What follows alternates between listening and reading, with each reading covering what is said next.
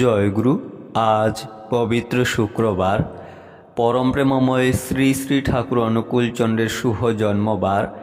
শ্রী শ্রী ঠাকুরের 139তম জন্ম মাসের আজ প্রথম শুক্রবারে বিশেষ নিবেদন।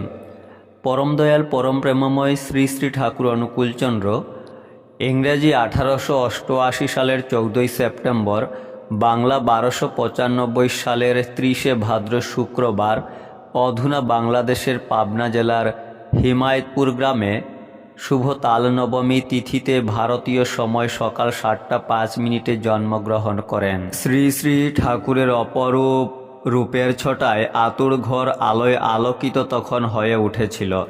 সবাই সব বিষয়ে তাকিয়ে দেখলেন যে সদ্যজাত এই শিশু অর্থাৎ ঠাকুর না কেঁদে মিটিমিটি হাসছেন আর চারিদিকে দেখছেন। সাধারণত মায়ের গর্ভে 10 মাস থাকার পর শিশুর জন্ম হয়, কিন্তু এই দেব শিশুর অর্থাৎ শ্রী শ্রী ঠাকুরের জন্ম হল মায়ের 12 মাস গর্ভধারণের পর।